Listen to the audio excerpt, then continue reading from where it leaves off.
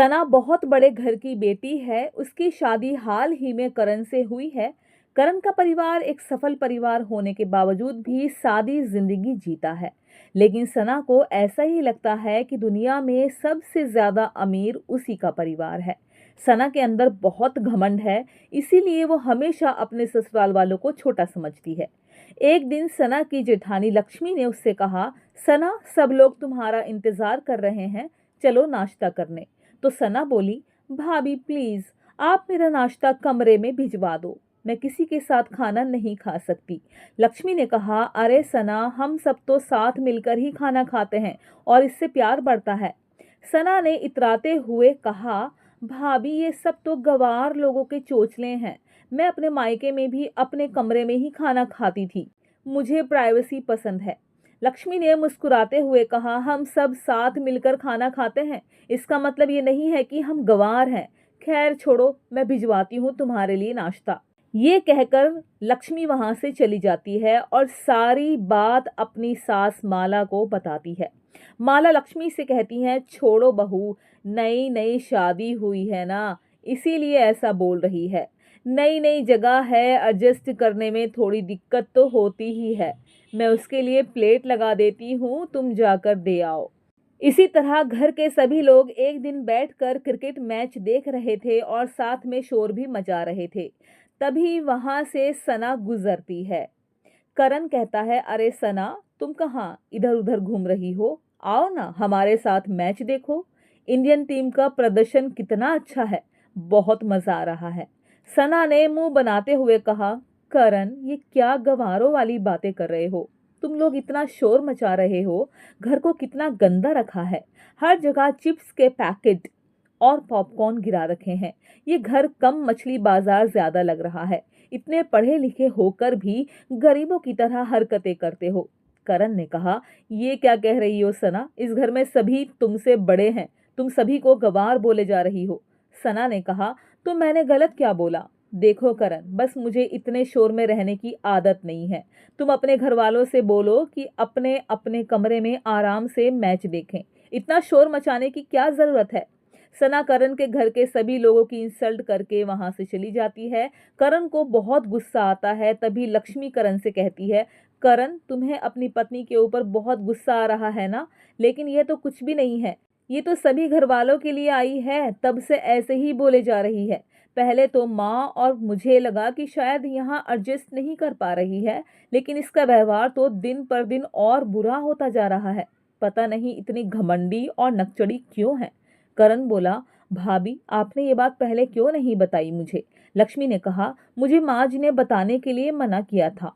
करण अपनी माँ से बोला, माँ, आपने भाभी को क्यों मना किया? अभी सना की बच्ची को ठीक करता हूँ। माँ ने कहा, करण खबरदार, अगर तूने बहू को कुछ कहा तो। रिश्ते लड़ाई झगड़े से नहीं बल्कि प्यार से बनते हैं। आज के बाद घर में कोई उसे कुछ नहीं कहेगा, उसे जैसे इस घर में रहना है वो वैसे ही रहेगी। उस दिन की बाद घर में कोई भी सना से कुछ नहीं बोलता, उसके जो मन में आता वो वही करती, वो घर का कोई काम भी नहीं करती। एक दिन सना सोचती है, घर का कोई भी सदस्य मुझसे कुछ नहीं कहता, मेरे मन में जो आता है मैं वो ही करती हूँ। मेरे कपड़े मुझे टाइम से धुले हुए मिल जाते हैं, घर की साफ सफाई भी मुझे नहीं करनी पड़ती और खाना माँ और भाभी मुझे देकर चली जाती हैं। और तो और खाली प्लेट भी खुद ही लेने आती है। इस घर के लोग थोड़े अजीब लगते हैं। सना ये सब सोच रही थी कि तभी वहां पर करण आ जाता है और बिना कुछ बोले बेड पर आकर लेट जाता है। सना जब उसे ऐसे देखती है तो कहती है, अरे करण, आप कब आए? मेरा तो ध्यान ही नहीं गया, कुछ बोला भी नहीं और लेट गए। करण ने कहा, क्या बोलूं मैं तुम्हें, तुम्हें तो हम सब गंवार और भिखारी लगते हैं ना, तो मुझे लगा शायद तुम मुझे ऐसे गंवार से बोलना पसंद करोगी भी या नहीं।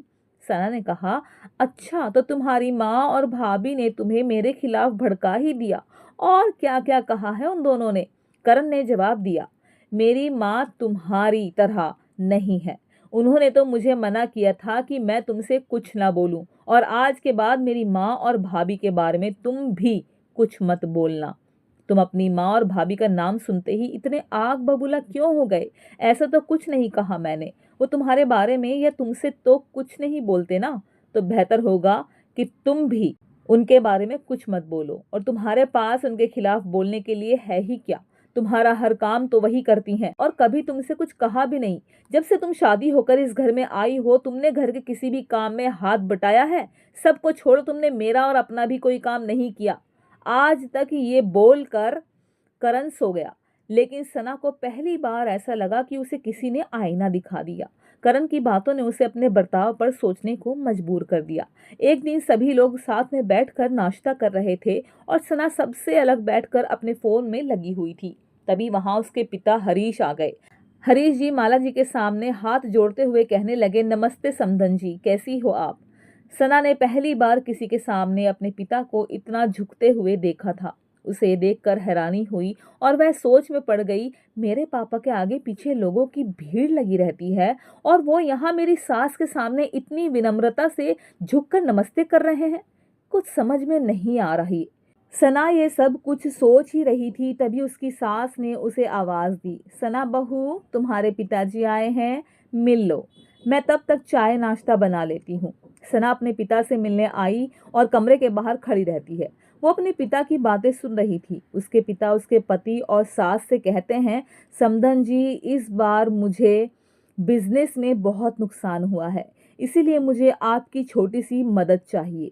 करण ने जैसे ही ये बात सुनी वैसे ही उसने अलमारी से 10 लाख रुपए निकालकर अपने ससुर के हाथ में रख दिए और बोला, ये लीजिए पापा जी, पूरे 10 लाख रुपए हैं। इन पैसों से आप दोबारा अपने बिजनेस स्टार्ट कर सकते हैं।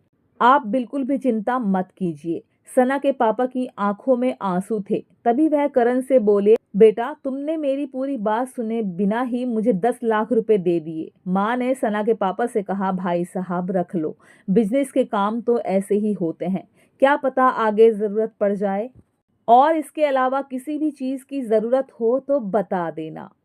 हम सब आपके अपने ही तो हैं, किसी बात की चिंता मत करना। करण आपके बिजनेस को चलाने में भी आपकी मदद करेगा। करण आपके बिजनेस को चलाने में भी आपकी मदद करेगा। सना के पापा भावुक होकर बोले, बहन जी, अपनी बेटी के लिए ऐसा परिवार पाकर मैं तो धन्य हो गया। करण, तुम दामाद नहीं, मेरे बेटे हो। करण ने मुस्कुराते हुए कहा, पापा जी, बिल्कुल ठीक कहा आपने, पर अब से आप मुझे बेटा ही समझेंगे। देखिए, आपको किसी भी चीज की जरूरत हो तो आप बिना झिझक हमें बता सकते हैं। माँ ने कहा, आप दोनों की बातों के चक्कर में चाय ठंडी हो गई, मैं दोबारा गर्म करके लाती हूँ। थोड़ी देर बाद करण के बाद सना के पापा वहां से जाने लगे। तभी उसकी नजर एक तरफ खड़ी अपनी बेटी पर गई। सना के पापा सना के पास आए और बोले, बेटा, मैंने तुम्हारी शादी बहुत सोच समझकर इस घर में की है। तुम्हारे ससुराल वाले बहुत अच्छे हैं, इनके पास इतना पैसा है कि तुम सोच भी नहीं सकती, लेकिन फिर भी ये लोग सादा जीवन जीते हैं। हमारा घर तो पैसों से बना है, लेकिन इनका घर प्यार से बना है। और तुम्हारे ससुराल वाले दान पुण्य का काम भी बहुत करते हैं।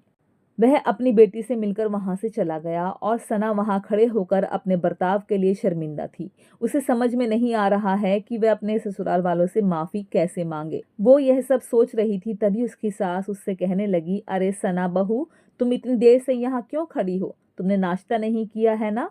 तुम अपने कमरे में जाओ, मैं नाश्ता लेकर आती हूँ। सना कुछ कहना चाह रही थी, मगर माँ जी, वो मैं आज। तभी माँ जी ने कहा, हाँ हाँ बोलो बहू, क्या हुआ? सना ने कहा, माँ जी, मैं आप सब के साथ नाश्ता करूंगी।